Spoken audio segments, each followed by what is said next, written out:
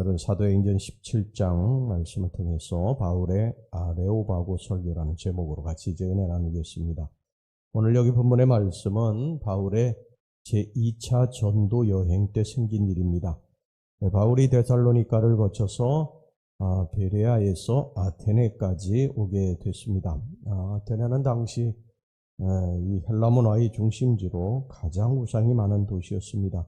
그들은 수많은 신의 단을 만들어 놓고 그 앞에 경배하고 절했습니다. 심지어는 신을 섬기는데 혹 빠진 신이 있다고 한다면 그 신이 진노할 것을 염려해서 알지 못하는 신이라는 제단까지 만들어 놓고서 경배를 했습니다. 23절 말씀 보겠습니다.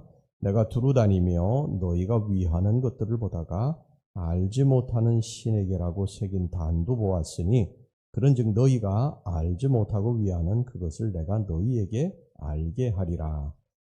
당시의 아테네에는 두 가지 사상이 널리 퍼져 있었습니다. 하나는 에피쿠로스 사상이고요. 다른 하나는 스토아 사상입니다. 18절 말씀 보겠습니다.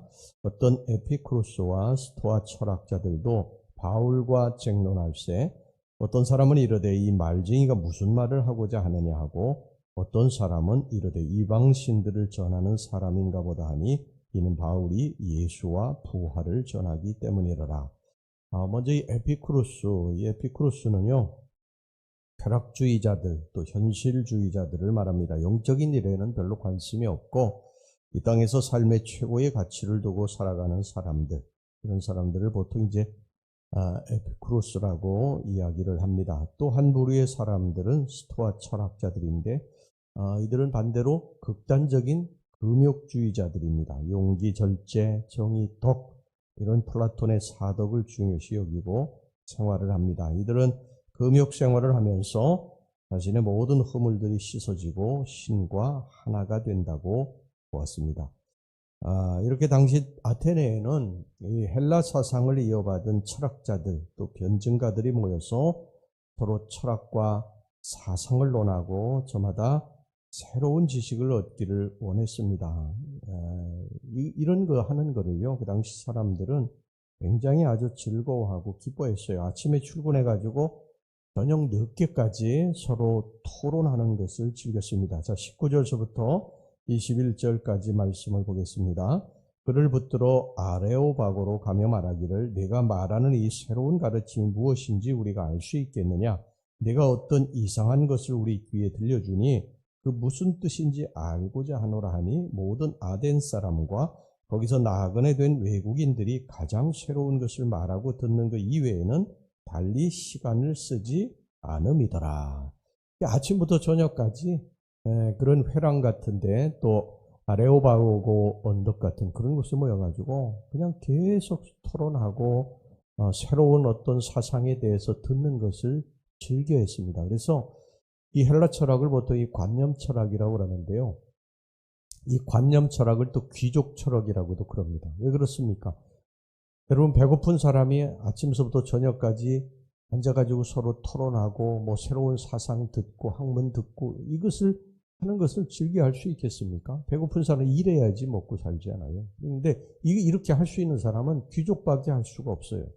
그렇기 때문에 이 헬라 철학을 보통 이제 귀족 철학이라고 그렇게 이야기를 합니다. 배부른 사람들, 먹고 살 걱정이 없는 그러한 사람들이 머리로 사유하고 또 사유한 것을 가지고 서로 토론하고 그랬던 것이죠.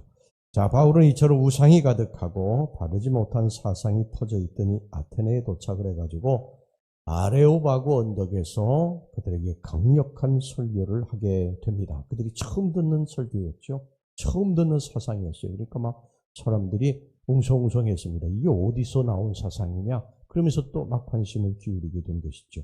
이 아레오바고라고 하는 곳은 어디냐면요. 이 아크로폴리스, 이 파르테논 신전 바로 밑에 위치하고 있는 작은 돌언덕입니다.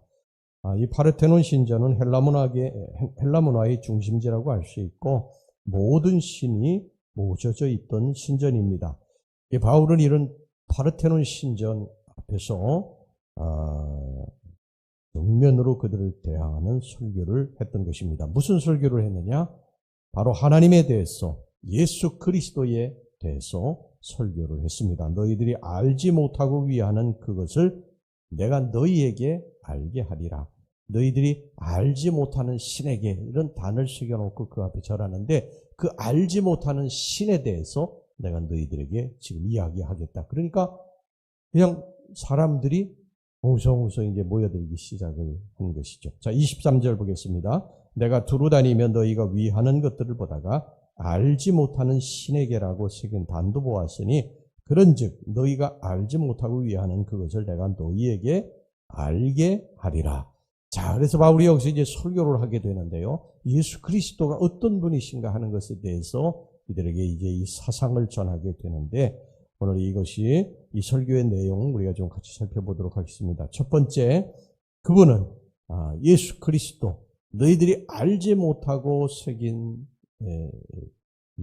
신의 단, 바로 그 알지 못하는 신, 바로 그 예수 그리스도가 만물을 창조하시고 다스리시는 분이시라는 것입니다. 24절 말씀입니다. 우주와 그 가운데 있는 만물을 지으신 하나님께서는 천지의 주재신이 손으로 지은 전에 계시지 아니하시고, 예수님은, 주님은 우리를 창조하시고 우리에게 호흡을 주시고 우리에게 생명을 주신 분이시라는 것입니다. 예수 그리스도로부터 우리가 나왔습니다. 예수 그리스도, 하나님께서 인간을 흙으로 빚으시고 그 코에 생기를 불어넣으시지 않으셨습니까? 후 하고 로하우 생기를 불어넣으셔서 우리 인간을 창조하신 것입니다. 그래서 우리에게 호흡이 있는 것은 바로 하나님께로부터 온 것입니다. 그래서 우리가 하나님께로부터 생명을 받았고, 이제 하나님을 기동하여 의지하여 이 땅에서 살아가는 것입니다. 우리 인간은 하나님을 의지해서 살아가야 되는 것입니다. 우리 인간이 하나님을 떠나면 그래서 죽는 거예요. 왜냐하면 하나님의 호흡이 우리 속에 있기 때문에 우리는 하나님을 떠나면 죽게 되어 있어요. 그러니까 우리는 하나님께로부터 생명을 얻었고 호흡을 얻었고, 그리고 우리는 하나님을 또 기동하여 의지하여 이 땅에서 사는 것입니다. 그리고 언젠가는 이제 주님이 부르시면 이 호흡이 이제 끊어져 주님 나라가 새로운 또 몸을 입고 우리가 살게 되는 줄로 믿습니다. 우리가 하나님을 의지하여 이 땅에서 산다. 28절 말씀 보겠습니다. 우리가 그를 힘입어 살며 기동하며 존재하느니라. 우리가 예수 그리스도를 힘입어 살고 기동하고 존재한다는 거예요. 우리가 사는 게 아니고 예수 그리스도가 살게 하신다. 예수 그리스도로 말미암아 우리가 기동한다는 것입니다. 너희 시인 중 어떤 사람들의 말과 같이 우리가 그의 소생이라 하니, 바로 우리가 예수님의 자녀라는 것입니다. 하나님이 우리의 심령에 계시면 우리가 사는 것이고, 하나님이 우리 심령을 떠나면 우리 죽는 것입니다. 우리 가정에 하나님이 계시면 우리 가정이 살고, 하나님이 우리 가정에서 떠나면 우리 가정이 죽는 것입니다.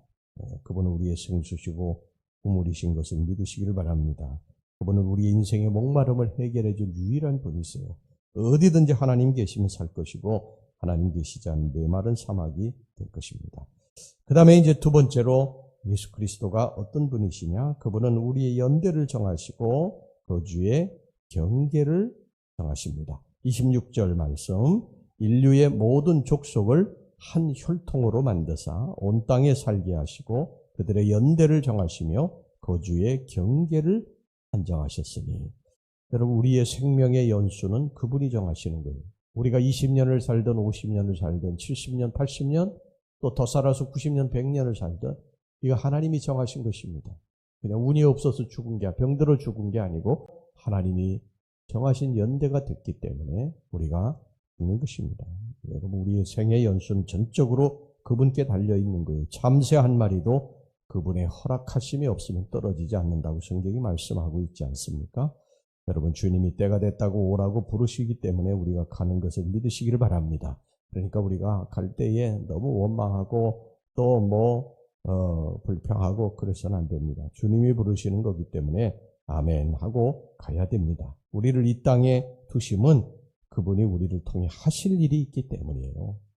그러니까 그 일을 우리가 잘 감당하다가 때가 되면 주님이 오라고 하시면 주님께로 가야 될 줄로 믿습니다.